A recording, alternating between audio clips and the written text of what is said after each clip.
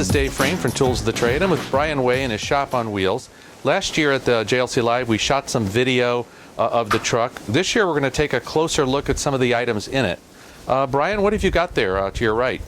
This, I guess, would be a mini shop on wheels. I take this onto job sites, and it has all the basic necessities and tools in it I need. I'll back up to a loading dock and roll it off and push it onto right into the job site, and it has pretty much all I need for your general installation as far as hand tools and cordless drills go. Well, can you roll that out and let me take a look, get a closer look at it? I certainly could. It's latched in with a couple of rods to keep it in place, and then we just roll it. All right.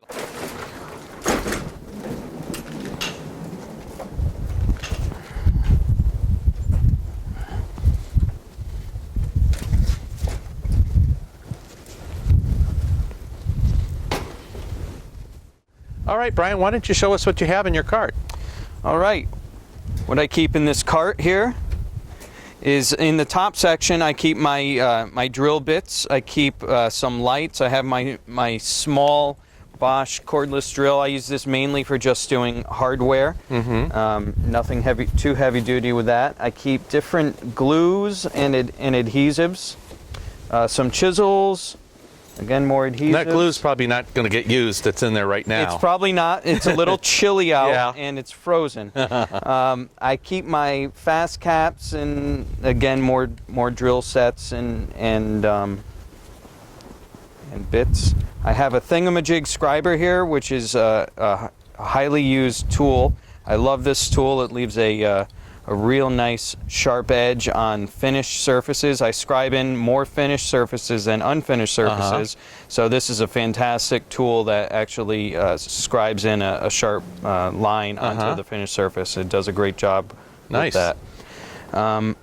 So that probably takes care of that. Actually, this is a cool little tool. I don't know if you've probably seen one of these. I've seen that sort of thing. Is that for drilling? It's for drilling, and it actually sucks. You connect a vacuum, and it creates a vacuum, sucks it down to the surface, and when you're drilling through the wall or concrete, it actually pulls the dust right out of there. I see some dust on there, like you've been drilling drywall or something with it. Yeah, it could have been drywall, could have been the concrete floors, drilling in pegs, so that's a cool little device. Saves probably a lot of sweeping and cleanup. It does. It saves a lot of that. Now, you were telling me about, you see you got some drills on the back here. It's kind of interesting how you hung those. So I use the same system in the truck. I have just a piece of flat aluminum iron on there. Aluminum what? Bar stock. Bar stock, there we go.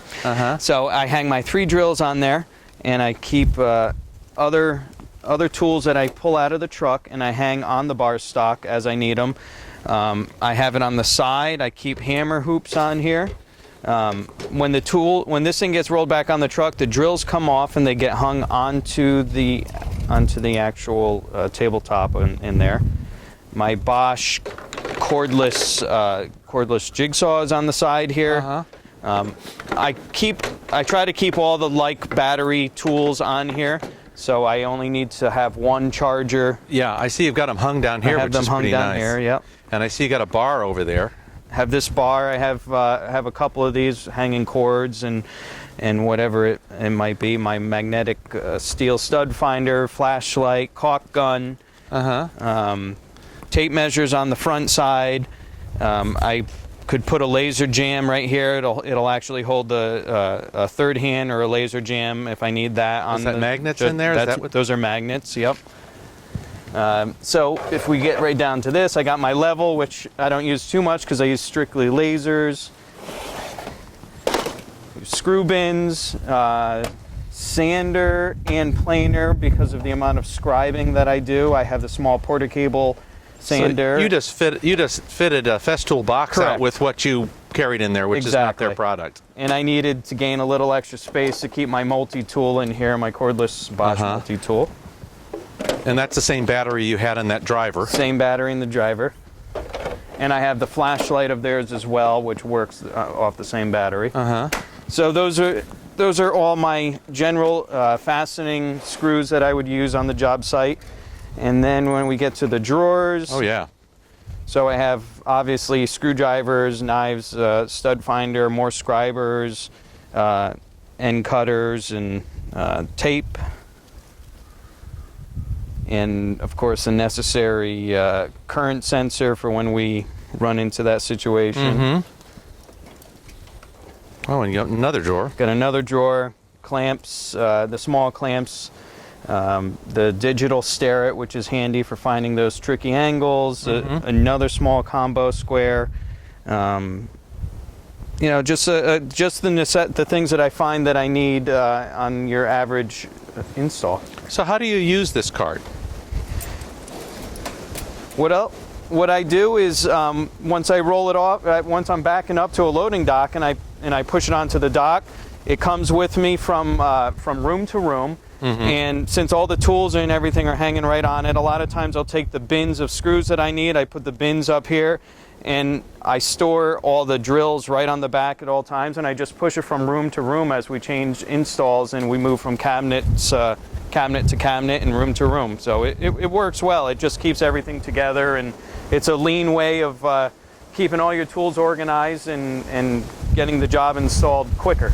Well, sure, and I guess if you were carrying this in regular boxes, this is going to save, you can do in one trip, which probably take you 3 or 4. Yeah, and it saves, a lot of people use bags, and I do like the bags, and I have one myself with wheels on it, but I'm still always fumbling through it.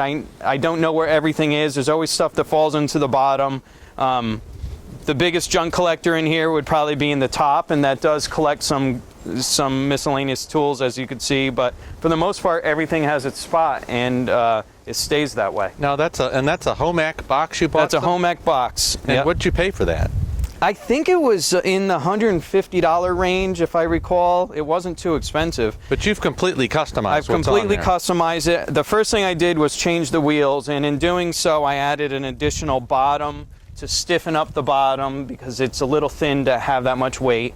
So I added a soft poly type wheel that doesn't make any noise in hospital environments. They're real quiet wheels, pushing them down hallways. I like you've got a plug strip on there I have that a you've plug put in strip. with all your battery stuff just mounted right there. Right. That's very nice. Thank you.